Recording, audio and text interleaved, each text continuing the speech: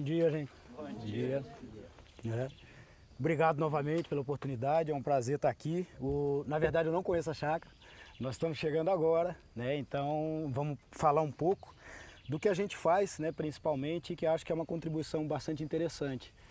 Que vocês vão ver na estação com o Valdeli essa questão muito mais de identificação, de que tem um punk para todo lado, né? E é a questão realmente de resgatar esse conhecimento. E depois tem a fase que a gente propõe muito de fazer a horta com as espécies punk, mais assim com a proposta já de um pouquinho mais de inserção, se não comercial, mas na nossa alimentação mais frequentemente, não tanto só a coleta, né? Porque a coleta é muito interessante, mas é muito esporádica, muito sazonal. E é fantástica também, é também apaixonante, mas eu digo, por exemplo, o mercado, que é um ente cruel, mas que existe, a gente não pode desconsiderar, ele nos exige fazer uma entrega um pouco mais constante, um pouco mais sistematizada. Então a gente vai falar um pouquinho, né, dessa dinâmica, que para algumas espécies é muito simples, muito simples. A gente tem plantas aí que já estão domesticadas facilmente, já há séculos talvez, e que foram caindo em desuso, toda aquela questão que a gente conhece muito bem, e que foram, por exemplo, o dente de leão, que a gente acha que é só silvestre, na era medieval era cultivo, tá? Era cultivo comercial. Outro dia vendo um filme, eu achei até que eles iam fazer um agafe, que era nos anos 1100, 1200, e era uma senhora, a mulher que estava lavrando a terra. Normalmente os homens eram muito dedicados à guerra, à caça, e quem pratica mais a agricultura em algumas regiões são as mulheres, e ela estava arando a terra, da tração animal, e quando eu vi, eles vão falar que é batata, e batata era do continente americano, que ainda não estava descoberto. E aí quando vê, não, ela fala que era um cultivo de dente de leão. Quer dizer, então, cultivo mesmo, imagina uma lavoura sistematizada, isso era na Inglaterra, né? E era um cultivo de dente de leão. Então, várias dessas espécies já foram cultivos, então é muito fácil a gente resgatar isso. Produzir azedinha, né? Tá aqui a azedinha, peixinho, tava ali o Chingensai, assim, tá no livro, né? Na verdade é uma couvezinha chinesa. Chingensai em japonês é como se fosse uma tradução para couve chinesa. Pak choi, que é o outro nome em chinês, aí sim é couve chinesa mesmo. Mas está no livro porque ela é uma não convencional no Brasil, tá? E que tem dois usos, por exemplo, ela tem assim a parte da folha, né, como se fosse uma hortaliça mais verde, e a parte de baixo como um talo, a parte branca. Então eu sempre planto em casa, e você tem um uso mais assim como verde, e a parte do talo mais como um aipo, vamos dizer, uma coisa mais crocante mesmo. E peixinho está pronto, todo mundo já conhece mais ou menos o manejo. Azedinha também, né? Não sei se é o caso talvez até de tirar uma muda, né? De fazer. Eu acho que é interessante a gente só ver aqui a questão prática, alguns aspectos práticos de fazer uma toceira, de fazer o preparo de mudas de uma toceira. É super simples, mas assim tem alguns pontos interessantes. A questão de desfolhar um pouquinho mais, só deixar aquelas folhinhas, acho que a gente pode até fazer uma dinâmica dessa para mostrar. Outras, essas são produzidas em canteiros. Você vê que ali foi plantado uma muda para cada toceira dessa, tá? E aqui também dá para perceber, tem 3 tipos de azedinha aqui, na verdade tem 5 tipos, tá? E um outro detalhe, nos canteiros, na verdade, quando a gente faz horta das espécies convencionais, também sempre aparece um monte de punk no meio, consideradas plantas infestantes, plantas, né, espontâneas, na linguagem antiga que eles chamam de inso, de mato, de plantas daninhas, etc. E por que não fazer uso delas, principalmente numa horta caseira? Então lá em casa, por exemplo, tem um canteiro, na época da seca eu mantenho um canteiro com 6 metros mais ou menos, que tem 8, 10 espécies de hortaliça. Para economizar água, tendo aquilo ali tudo misturado. E é uma sucessão, o amaranto vem muito rápido, a beldroega fica meio abafadinha. Quando você tira o amaranto, a beldroega abre. Quer dizer, no meio tem couve, tem rúcula, tem tudo misturado ali, tá? Tem picão branco, tem picão preto, tem várias outras espécies que a gente usa esporadicamente, por isso para um uso doméstico. E a ideia aqui é falar um pouco, né, voltado, pensando mais na produção comercial, tem várias que já estão prontas, tá? Esse peixinho aqui já nos mostra que está precisando fazer a renovação das toceiras, tá? Também vem agora um período mais quente, quer dizer, mais difícil. É bom renovar, teria sido bom renovar até em julho, mais ou menos, agosto, para ele pegar essa época mais difícil para ele, não tão grande, não tão abafado, tá? E porque ali a gente vê, é comum em peixinho começar a ter um desgaste da muda e até um apodrecimento às vezes das toceiras, porque já pediu, já houve um esgotamento talvez ali daquela reserva. Isso pode estar mais de um ano aqui, 1 ano e meio, com colheita constante. Então a gente deve reformar, como se tivesse aquele canteiro já esgotou um pouco a fertilidade ali. Essa toceira ali está mostrando isso, essa aqui está super saudável ainda. Mas a gente nota, de repente, uma questão local, essa renovação do canteiro é muito interessante, tá? preparar o terreno de novo. Preparar um outro canteiro e desmembrar a toceira. Vamos fazer uma daquelas ali, por exemplo, né? Mas a Tomi, que é a dona do terreno ali. podemos fazer dessa toceira da ponta? Ela é a Né? agricultora. E, pois é, porque essa tá ótima, então, a maioria está super saudável, mas tem umas já demonstrando esse desgaste, que a gente tem o mesmo problema lá. Às vezes com 1 ano e meio, 2 anos. E para ela estar sempre vigorosa e sempre fácil de manusear, fácil de colher, eu até prefiro colocar 3 linhas, às vezes 2 na lateral e 1 no meio. E aí, para não deixar ela ficar tão grande assim, porque ela vai ficando com muita folha amarelada, ela cresce demais. Aí renova uma vez por ano. Então, em relação ao peixinho, pela disponibilidade, pela folhinha, ela tem muito pelinho, né? Não sei se todo mundo conhece. Aí a dificuldade que eu tenho é assim, por exemplo, eu coloquei esses aspersor de fita, porque a água é bem... Santena, né? Isso. Porque se vai naquela de rodar, ela espirra muita terra e aí, ó, ela gruda muita terra. Nossa, dá um arrepio na hora que vai comer.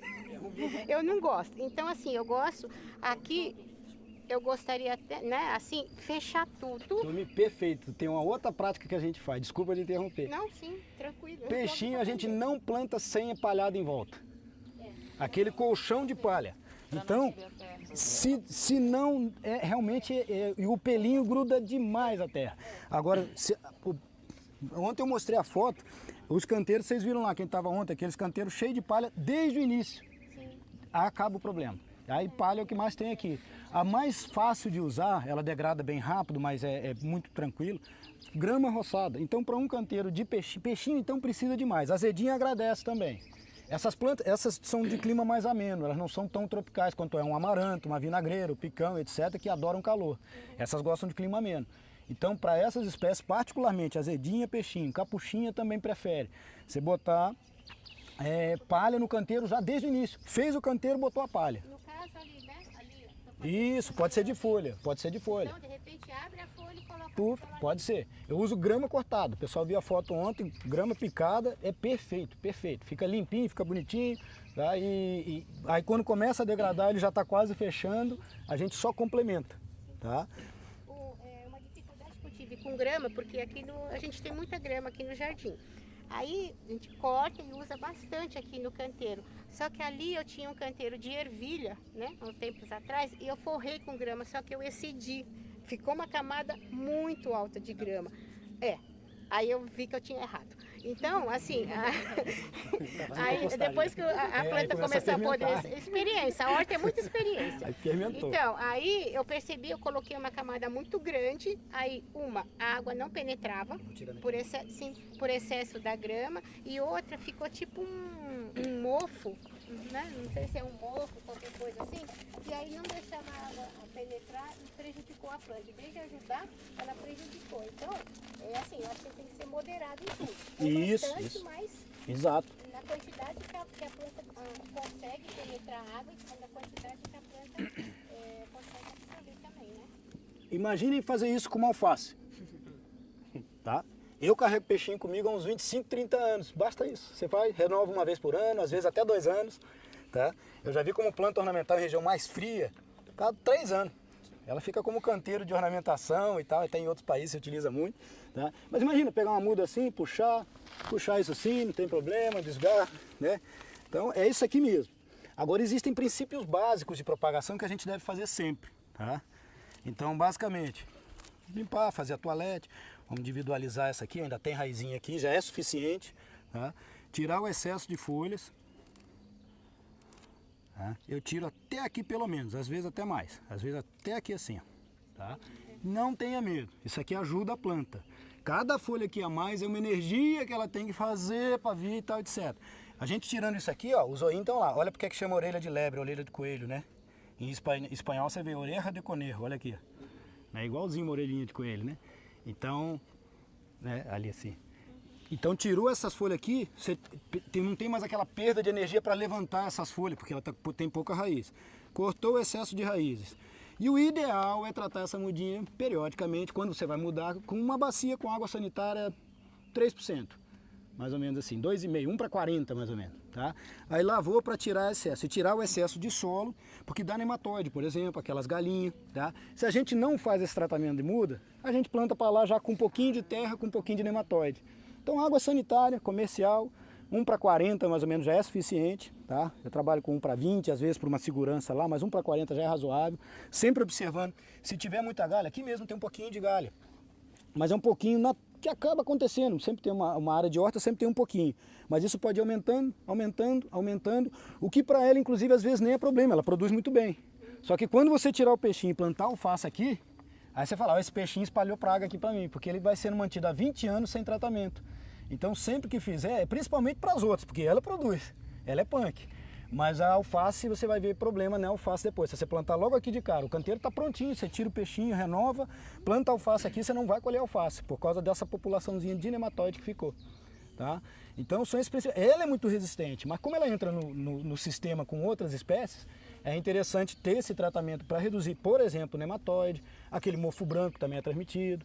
Então algumas doençazinhas de fungos, bactérias, nematóides, e aí você tem a muda garantido para 50 anos. Então repara, basta pouquinha raiz, tá? Vale a pena fazer o enraizamento às vezes em copinhos, não vai botar num campo aberto nessa época do ano que o sol está muito forte. Se for maio, junho, julho, eu já plantei direto, botando essa palhada em volta, mudinha direto, e pegou bem. Mas assim, agosto, setembro, outubro, daí para frente, recomendado realmente ter uma estrutura de viveirinho, põe ali no viveirinho, num recipiente pequenininho, tá? Pode ser até aquela bandeja mais alta, de 72 células, até de 128 em alguns casos. Ó, sem medo de ser feliz aqui. E aí, para poder passar nessa água, com água sanitária, você só deixa ela de molho um tempo ou você só 5 minutinhos, né? Não, 1 minuto basta, 1 minuto basta, tá? Alguns propágulos de batata baroca eu uso 5 minutos, porque aí é um problema muito sério, uma planta de ciclo longo, que é uma cenoura, vamos dizer, a família da cenoura, que dura 9, 10 meses, que dá muito problema de nematóide no próprio produto mandioquinha. Então aí eu deixo 5 minutos, quando é assim um propágulo desse tipo, aí deixa. Como esse aqui é folha e tal, aí já faz 1 minuto de imersão, tá? Puf, deixa ali, já tira aquele maço. Às vezes é mais fácil botar dentro de um saquinho assim geral de telado, né? Tipo uma redinha, bota todas lá, umas 100, depois você só puxa, deixa escorrer. É interessante passar uma água corrente para tirar o excesso de cloro, tá? E aí depois planta no meio da palhada, depois que tiver enraizadinho, né? Os copinhos, imagina que tivesse a palhada aqui, aí você planta no meio da palhada, não vai sujar folha nenhuma, vai ficar perfeitinho. E esse tipo de planta tem que colher. Então é interessante a couve também, né? Essas folhosas de produção perene, se a gente não colhe, elas vão dando essas folhas senescentes que nos atrapalham demais no manejo, né? A couve é a mesma coisa. Couve, se você não tira, você tem que tirar nem que seja para jogar no chão, para virar adubo, aquilo vai voltar para a terra, vai virar composto, porque senão essa folha aqui está consumindo energia, claro, nitrogênio ela transloca para cima e fica amarelada, a gente vê isso, mas ela está consumindo energia para existir. Então o ideal é tirar e aí as folhas vão estar sempre novinhas. A folha baixinha, ela começa a entrar fungo, começa a entrar pereba. Esse apodrecimento é muitas vezes por uma falta de retirada dessas folhas baixeiras, que são as folhas senescentes. Como você faz para tratar a terra se você quiser reaproveitar o canteiro para outra coisa, que você disse que no caso do alface não daria? Isso. Por exemplo, o próprio revolvimento de solo já baixa bem a população de nematóides, tá? Mas a questão é não plantar logo de imediato. Então essa é uma prática geral aí de manejo de solo, que é muito interessante é ótima pergunta, porque o ideal de uma horta é parar no mínimo assim, dividir a horta em talhões, porque parar a horta inteira você fica sem produção, né? Mas ter os talhões, vamos dizer que você tenha 4 talhões na sua horta, independente da escala, se é 1000 metros quadrados, se é 10 hectares. E aí você faz adubação verde com ela uma vez por ano. 45 dias, por exemplo, de um milheto, 60 dias de uma aveia preta, você já dá uma renovada. Essas gramíneas não são hospedeiras desse nematóide, por exemplo, das galhas. Tem que ver se tem alguma doença que seja hospedeira, mas em geral não. Aí você faz uma adubação verde, incorpora aquela matéria orgânica, ou se for até o caso, só tritura e deixa em cobertura. Dá para fazer, inclusive, a gente trabalha muito com sistema de plantio direto. Por exemplo, se for plantar a couve depois, você pode preparar o canteiro, plantar o milheto, a aveia já no canteirinho pronto, tá? E quando passa o encanteirador, dá para jogar na frente a aveia e o milheto, e aí você deixa ele prontinho. Depois você pode roçar e plantar no meio, tá? O momento de roçar é quando ela começa a florescer, porque aí a planta não rebrota muito. Isso para manejo agroecológico. A galera do herbicida vai usar herbicida, tá, etc. Mas no manejo agroecológico, se você cortar o milheto e ele não tiver florescido, ele vai perfilhar para o lado, e aí vai começar a puxar adubo, e aí começa a ser competição com a tua hortaliça. Mas se você deixa ele penduar, aí você interrompe o ciclo, roça e deixa em cobertura. A outra proposta é incorporar essa matéria orgânica, essa biomassa, também é válido, tá? Então o ideal é dividir a sua horta em 4 talhões e plantar A aveia preta vai muito bem no inverno, por exemplo. Aveia preta, centeio, trigo, tem diversas espécies. É bom botar uma leguminosa para melhorar essa adubação verde, botar uma ervilhar com tremoço no inverno. Se for verão, é um milheto com crotalária, milheto com mucuna, milho com mucuna. Mas um milho de alta densidade, não é querendo tirar da terra não, é querendo adubar a terra. Tá? Nesse momento a gente não vai tirar essa produção, é adubação verde. A gente tem muita ideia de adubar alface, adubar couve, adubar peixinho, azedinha, mas no caso a gente vai estar adubando o solo. Nós vamos produzir e a gente faz lá muito milho até chegar nessa altura. 10 por 10 centímetros, 100, 120 quilos de semente de milho de paiol, milho F2, milho filho de híbrido, tanto faz. É só para dar biomassa. A hora que ele está desse tamanho para cima, roça, tritura, dá um jeito de botar aquilo tudo para baixo. Se for o caso, incorpora. Então fica um milho fininho, não incomoda tanto o manuseio. Imagina uma biomassa de milho, ou de milheto, ou de crotalária, tudo isso misturado, um coquetel, dá para fazer com 3 espécies, 4 espécies. Então, para evitar problemas assim de acúmulo de doenças no solo, rotação de culturas, fazendo uma adubação verde. Mas só falando um pouquinho de outros sistemas de produção. Aqui são as de canteiro. Vocês viram que basicamente é isso, tá? Então, desmembrou torceira, faz um plantio novo. Essa renovação que vale para couves, por exemplo. A gente observa que couve começa a ficar muito alto, a gente deve renovar. O que a gente faz na nossa região? E eu considero couve punk. A gente não compra semente de couve. O que não tem semente de couve, o quê? Couve tronchuda e couve manteiga da Geórgia, que degeneram com 4, 5, 6 meses. Não sei se vocês já viram, já compraram semente, sei lá. A couve mineira, essa couve de árvore, vamos chamar assim, que vai a 2 metros, 3 metros, não existe. Quem mantém isso são os agricultores. Tá? Então a couve também chegou num ponto, começou a ficar muito alto, você começa a ver as folhas ficar meio mais fraquinhas, um pouco amareladas, muito curvadas, né? E aí é interessante fazer uma renovação. Você para de tirar os brotos laterais, que normalmente a gente faz assim no tronco, para de tirar e deixa dar broto. E a melhor muda de couve é a muda em T. A muda que você arranca o pé inteiro e mantém cada muda daquela com um Tzinho embaixo. Então você sacrifica, entre aspas, o pé e faz essa renovação da lavoura de couve, tá? Minha região tem muita couve também. Imagina que essa muda aqui, aí derivando um pouquinho, mas ela é meio punk. Imagina que isso aqui, cada uma, não tem nenhuma aqui com os brotos, né? Mas se não desbrotar, cada uma vai ter isso. Então seria pegar um fragmento do tronco com a muda. E aí ela manda a raiz para os dois lados. Entendeu? Em vez de ficar aquela muda brigando para conseguir mandar raiz, ela tem um Tzinho aqui embaixo, pequenininho. E ela manda a raiz para os dois lados. Ela é muito mais em pezinho, ela tem o dobro de força. Ela não falha essa daí praticamente. Tá? Mas aí você tem que tirar o pé, entendeu? Sim. Só que você deixa encher, para de tirar aqui assim, deixa encher, você planeja. Daqui a um mês eu vou ter um monte de muda. Aí uma planta te dá 20 mudas às vezes. Entendeu?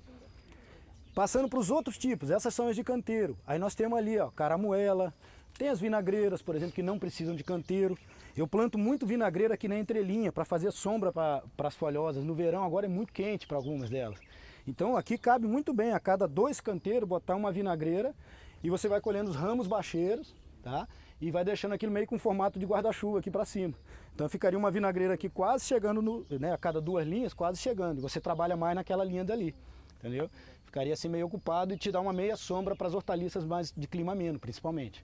Tá? Se for um plantio solteiro de vinagreira, aí é à vontade, né?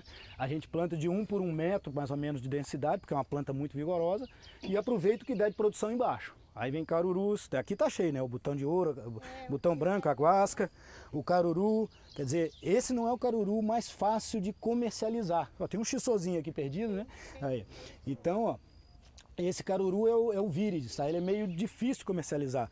Mas tem variedades, como eu mostrei ontem, vocês viram lá na foto, que ele não floresce muito rápido. Então ele realmente tem 3 metros de altura, quando ele tem pleno vigor, e a gente consome com 30 centímetros. É um espinafre delicioso. É chamado de espinafre haitiano, é o espinafre mais usado no Haiti, é aquele lá. Tá? Tem um monte de plantas que vem embaixo, tem às vezes umas rúculas silvestres que são fantásticas. Gosto de rúcula, aquele é tipo um mentrastozinho, vamos dizer, né? Todo mundo que aqui é da área das punks conhece, é Lepidium, um gênero, né? Então, e tem várias plantas aparecendo esse interesse por essas espécies, nem que seja para o consumo de casa, para o mercado local, para uma feira mais local, uma feira de comércio justo, que você dialoga com o produtor, né?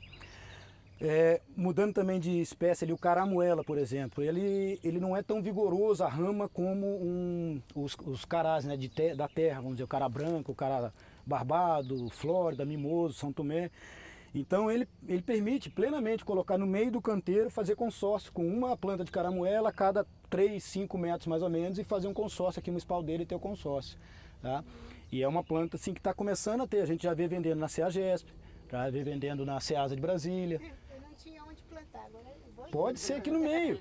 Tá prontinho aqui para ti. Como ele dá em cima, ele dá uma batata comestível embaixo, mas ela é feiosa, ela é peluda. Não sei se vocês já viram a batata do caramuela, peluda, assim, meio pontuada e irregular desse tamanho, mais ou menos. Não fica tão grande quanto os outros carais, porque ele gasta energia para produzir os tubérculos aéreos. E isso aqui, ela não é uma planta tão cheia, tão vigorosa quanto os carais. Então ele fica aqui meio quieto em cima, não atrapalha de você ter coisa embaixo. Então a cada 5 metros mais ou menos, tá? E ele fica aqui no meio, não atrapalha em nada, certo? A araruta que está ali, levanta ali para mim, por favor, a araruta. Essa já exige um manejo diferente de canteiro. Então, por exemplo, essa para consorciar aqui é meio difícil. Ela produz super bem, se cair em qualquer canto, qualquer pedacinho de araruta cair, mas na hora de colher, é uma dor de cabeça quando ela cai numa terra plana e tal, etc. Fica tudo no chão, ela quebra muito. Então a gente levanta camalhão não pela planta, a planta vai muito bem, obrigado, mas é para facilitar a nossa colheita. Então na hora de colher a gente consegue, né, com a leira formadinha, soltar essa planta. Se for um solo arenoso, como ela é plantada muito na Bahia, por exemplo, em solos arenosos, é igual aquela questão da mandioca, que você dá uma tremida e puxa a mandioca desse tamanho lá, né? Então você dá uma tremilicada na planta e puxa a mandioca. A araruta seria a mesma coisa. No solo mais argiloso do sudeste, lá no centro-oeste a gente também, cara, quando a gente plantou plano, a planta ficou linda. Mas na hora de colher, quebrava tudo. E aí você mete a enxada, tem uma araruta saindo para lá, você fura a enxada, tem que vir lá de longe, fura a araruta, você tem que vir lá de longe, começar a fazer o buraco de longe para fazer isso. Então, realmente, algumas plantas exigem, pelo manejo, para facilitar a nossa produção, vamos dizer, não pela botânica, porque ela é muito rústica, esse preparo de camalhões. Tá? O tupinambura é um pouco assim também, tá? Não sei se tem por aqui, mas... Agora é setembro, né? Agora vai plantar agora, Sim, né? setembro. Isso. Eu tenho... Então, uma dificuldade que eu tinha, eu plantei lá, ganhei uma mudinha, aquela filhinha do coração. Aí tem umas formigas que gostam de fazer ninho nelas. O que a gente pode colocar para evitar? Olha... Tem umas grandonas preta, se fecha, Uhum. aí elas colocam os ovos, aí apodrece o tupinão. O tupinambura ele é bem sensível, na verdade. Então acho que esse manejo de ficar mais ensolarado também ali com um camalhãozinho, talvez não tão abaixo, acho que pode ajudar. Nós nunca tivemos problema disso. Se fosse formiga cortadeira, é localizar o ninho. Esse não é. Sim, não Esse eu acho que é o caso realmente de desfazer o ninho ali num processo manual mesmo, já que são poucas plantas, tá? E uma outra dificuldade dela é atravessar o período da seca. Então a conservação, a hora que você tirar, botar em papel toalha enrolado, botar na geladeira. Aí ele aguenta 2 meses, 3 meses. Mas assim, eu tive as primeiras vezes dificuldade de fazer isso. Tá? Mas é uma planta, esse controle eu acho que é o controle biológico, é o manual de ir lá e fazer. Tá? Não tem muito assim... E observar se não está tendo, por exemplo, acontece muito isso com algumas outras espécies, porque está tendo pulgão. Então, às vezes, a secreção do pulgão, que é açucarada, atrai formigas e proteger, inclusive, o pulgão. Tá? Na mandioquinha, eu trabalho muito com ela, acontece muito. Dá um pulgão aqui na base. Inclusive, eu ia te perguntar, quando você estava falando do cloro, então ela dá o pulgão embaixo, na terra. Aí, esse controle que você falou de cloro e tudo mais ajuda? Para essa que dá embaixo, imagina que vai plantar ali, não tem pulgão. Esse pulgão vem de algum canto. Sim. Então, se você vem com a muda tratada zerada de pulgão, já é o meio caminho andado para não entrar pulgão. Sim. E eu não recomendo plantar perto de couve, porque a couve convive com pulgão, sempre tem pulgão. Então, couve, repolho, brócolis, couve-flor, o ideal é que tenha uma barreira, que tenha uma distância assim, de uma mata, de uma capoeira, alguma coisa assim, para fazer uma barreira para ela. Ela realmente é uma planta que é de outro clima, é dos Andes, está cada vez mais quente, mandioquinha muito bem, agora não vai tão bem. Então, essa questão do tupinambu e da baroa que faz esse ninhozinho de formiga, isso é geral, isso não é só para... na verdade é controlar o pulgão, porque é ele que solta a substância açucarada que atrai a formiga. Se não tiver a substância açucarada, a formiga não tem porque está ali. Então você vai espantar uma vez, ela não volta. Provavelmente ela não vai nem fazer, nós nunca tivemos esse problema. E aí para controle de pulgão tem diversas caudas, né? Isso é relativamente tranquilo. Então esse está sendo muito problema, não é a formiga, provavelmente será o pulgão, tá? Mas isso de uma forma geral. Alguma pergunta, gente, de alguma das plantas, algumas espécies específicas? Você falou que é melhor não plantar junto com couve? Não, no caso a mandioquinha, a baroa. Pela baroa que é um pouco sensível, porque está muito mais quente do que o ideal para baroa hoje em dia, tá? Então eu falo baroa, mandioquinha. É, baroa lá por causa do Barão de Friburgo, no Rio de Janeiro. Era a batata do Barão, aí virou batata baroa. Então lá para nós, eu sou lá da região serrana, então lá é muito chamado batata baroa. Mas ela é que é muito sensível a esse pulgão e tal, e as brascas convivem, né? Aqui deve ter pulgões por aí e tal, etc. E acaba migrando para ela. E pulgão não voa, mas o pulgão ele vem para a beira da folha e vai com vento. Tá? Então ele faz uma forminha alada, igual a borboleta da lagarta. O pulgão faz uma forma alada, pretinha, ele deixa de ser verde, passa a ser pretinho e migra para lá com o vento. Tá? Então a gente recomenda essa distânciazinha. E aí eu convido assim a observar ó, quantas plantas tem aqui no meio, né? O xissô foi plantado, né? Esse aí não é... Não, foi o vento. Foi semente que veio de lá. Ó. Mas eu tô vendo ali, parece capsova de longe. Tem capsova ali, tem caruru, tem beldroega, tem botão de ouro, né? Uma guasca. Qual? Veio ali. Tem trapoeraba que é comestível. Assim é difícil imaginar. Isso. Ah, eu não sei o nome disso, mas eu sei. Então veio Aham. Alguém sabe aí, gente? Não trouxe o livro. Pois é, não. Rapaz, Então, aí ele foi. ó, rapaz. Ele falou o nome. Ali eu observei, ó, tem duas serralhas muito interessantes aqui, porque tem a serriata e a olerácea. Então, essa mais serrilhada, né, ela é muito áspera para comer. E do lado tem na outra aqui, ó. Não vou arrancar para o próximo grupo, mas essa é a comum, né, Soncus olerácea, e essa é a serriata. Que ela é bem mais serrilhada, bem mais áspera que a outra, mas é uma serralha também. Tá? Esse refogadinho pode comer também? Pode. Ela é mais fibrosa, né? Mas assim, dá para comer também, ela é comestível. Não sei se né, o pessoal já conhecia, eu não conhecia ainda. Não sabia. A azedinha da flor. Da flor, ó, é bem observado. Quando eu cheguei aqui, eu falei com a é uma raridade. Há quantos anos vocês plantam azedinha? Não, isso aí veio uma nuva, inclusive aquela ela não tem saída porque ela é muito azeda, não sei se vocês conhecem. Aquela ali, né, da flor, é a mais escura, ela é muito azeda. E é a primeira do lado de cá, eu não sei se essas variedades dá semente também, mas aquela ali é a primeira vez. A azedinha nem sabia. raramente floresce no Brasil, né? Rumex acetosa, né? E ela, eu tenho lá em Brasília, eu tinha primeiro na região do sul de Minas, mas antes já tinha lá em Teresópolis. E eu nunca tinha visto flor. Aí em Santa Catarina eu vi ela dar o pendão e produzir uma muda aérea. Mais ou menos como aquele sisal que produz uma muda aérea e fica chovendo, né, mudinhas, né? Agave, sisal. E ele fez isso lá em Santa Catarina. E um amigo pesquisador da Embrapa da Argentina, que se chama INIA, né, o Instituto Nacional de Investigação Agrícola, mandou foto, florescimento mesmo, flor produzindo semente, ela produz. Quando a gente busca informação botânica, produz sementes assim, assado. Então ali parece realmente, aquela variedade realmente é mais suscetível. Essa é que a gente chama de ereta, dura. Ela é bem dura, bem mais fibrosa. Bem mais azeda. Em Sete Lagoas eles vendem muito dessa, vende na feira. Agora, quem conheceu essa aqui prefere essa, porque é muito mais suave, muito mais, lembrando uma alface com gosto de limão. Aquela é muito mais fibrosa que uma alface. Então, quem está acostumado com essa aqui acaba não aceitando aquela. Lá em Sete Lagoas, quando eu fui lá na feiras que eles fazem na agricultura urbana, embaixo da rede elétrica e tal, etc., bem grande, tem umas 400 famílias produzindo, às vezes comercialmente, e eles vendem muito daquela ereta. E eu falei, nossa, mas essa, além de ácida, é muito fibrosa. Mas ela, justamente por ser mais fibrosa, ela aguenta mais também fazer o massinho, levar para feira e tudo mais. Porque ela, e o teor de vitamina C dele vai lá em cima, o que indica essa acidez. A gente tem 5 variedades diferentes lá de azedinha, aqui tem 3, né? E tem 2 que a gente chama de ereta, que são diferentes entre si, mas que são mais daquele tipo. Tem 2 dessa macia e tem uma miudinha, que é assim, ela dá um palito, um pecíolo e depois uma bolinha, é miúda que a gente chama. E realmente as 2 que a gente chama comum, são essas do meio ali, são as que têm melhor aceitação. Realmente são as mais palatáveis, mais gostosas assim. As outras 2 são mais fáceis de comercializar, mas não são tão gostosas. Então o mercado vai dizer que não quer aquela quando ele conhece essa, tá? E, enfim, capuchinha você já trabalhou alguma vez? A capuchinha está lá do outro lado. Virou um mato ali. A capuchinha, por exemplo, tem plantas dessas que são mais de clima ameno que vão muito melhor na sombra. Então, a capuchinha lá em casa eu deixo na sombra, embaixo do jamelão, quase vai entrando para baixo da mangueira e está produzindo bem. Tá? Ao passo, por exemplo, a céu aberto lá no cerrado, tá, etc., ela fica feia, ela fica muito bonita de março a abril até julho, agosto. Da agora para frente ela fica feia. Aí eu continuo colhendo numa horta caseira, claro.